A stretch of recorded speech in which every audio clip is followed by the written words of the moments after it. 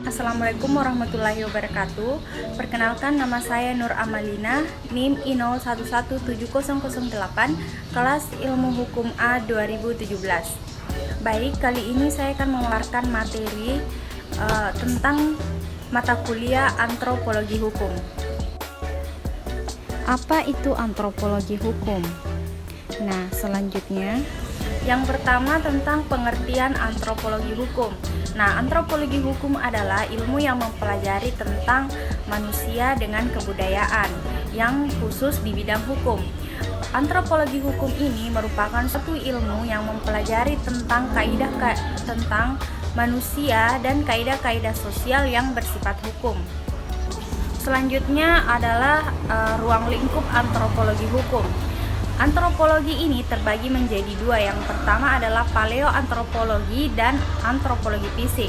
Paleoantropologi adalah mempelajari manusia dari riwayat fosil, sementara antropologi fisik adalah memunculkan istilah ras manusia. Ruang lingkup antropologi hukum adalah suatu spesialisasi dari antropologi budaya dengan antropologi sosial, kebudayaan hukum yang menyangkut tentang aspek-aspek hukum. Apa itu antropologi hukum dan ciri-ciri hukum? Antropologi hukum merupakan cabang dari antropologi budaya yang hendak memahami bagaimana masyarakat memperlakukan nilai-nilai yang dijunjung tinggi melalui pengendalian sosial. Nah, selanjutnya ciri-ciri hukum. Ciri-ciri hukum itu yang pertama adalah attribute of authority, yaitu adanya suatu kewenangan. Yang kedua adalah attribute infection of universal application. Yang ketiga adalah attribute of obligasi, yaitu adanya hak dan kewajiban. Dan yang keempat adalah attribute of sanksi, atau ciri-ciri hukum ini yang terakhir adalah adanya sebuah sanksi. Nah, selanjutnya keterkaitan antara ilmu antropologi dan antropologi hukum dengan bidang-bidang ilmu lainnya. Yang pertama itu antropologi kebudayaan terbagi menjadi 4. Yang pertama antropologi politik, antropologi ekonomi, antropologi pendidikan, dan antropologi hukum. Nah, antropologi hukum ini memiliki kaitan dengan bidang-bidang ilmu lain. Selanjutnya, keterkaitan antara antropologi hukum dengan bidang-bidang ilmu lainnya. Yang pertama, antropologi hukum berkaitan dengan hukum adat. Yang kedua, antropologi hukum berkaitan dengan hukum sosiologi. Yang ketiga, antropologi hukum berkaitan dengan ilmu etnologi. Antropologi hukum yang berkaitan dengan ilmu religi. Dan yang kelima, antropologi hukum berkaitan dengan ilmu psikologi sosial.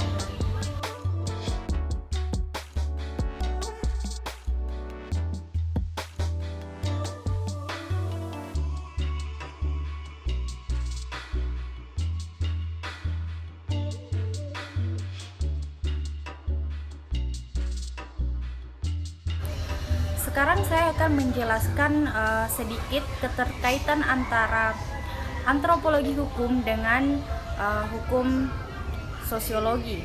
Ditinjau dari segi objeknya, antropologi hukum ini berasal dari bukan hukum barat atau tidak tertulis, sementara hukum sosiologi ini merupakan hukum barat yang sudah dipengaruhi dan berbentuk tertulis. Nah, ditinjau dari segi subjeknya, antropologi hukum subjeknya merupakan masyarakat sederhana, sementara dari hukum sosiologi subjeknya adalah masyarakat modern.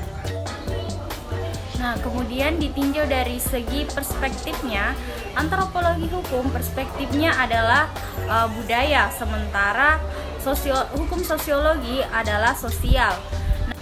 Nah, kemudian ditinjau dari segi penelitiannya, antropologi hukum ini menggunakan penelitian secara kualitatif dengan studi kasus, sementara hukum sosiologi menggunakan penelitian dengan cara kuantitatif dengan menggunakan sampel. Keterkaitan antara antropologi hukum dengan hukum adat dilihat dari objeknya. Antropologi hukum berkaitan dengan perilaku manusia, sedangkan hukum adat terkait dengan norma hukum di luar undang-undang.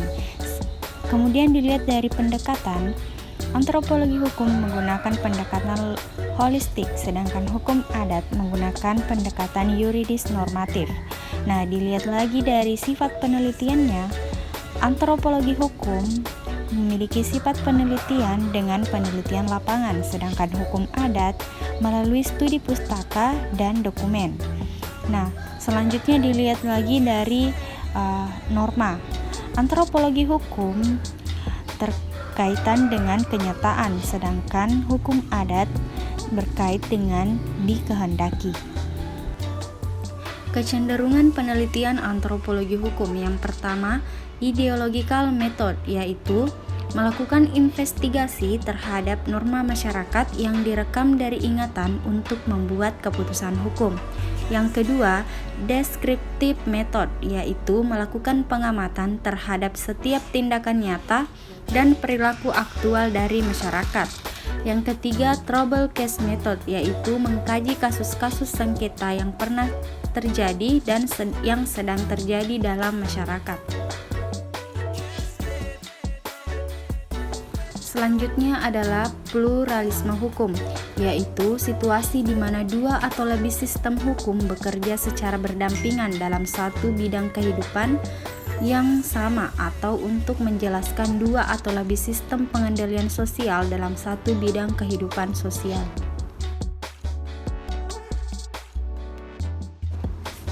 Selanjutnya, mediasi. Mediasi adalah pihak-pihak yang terlibat dengan cara penyelesaian. Yang pertama, win-win solution, yaitu bila hubungannya erat maka penyelesaiannya cenderung damai. Yang kedua, win-win loss solution, yaitu bila hubungannya renggang maka penyelesaiannya cenderung edukasi atau sosiologi hukum.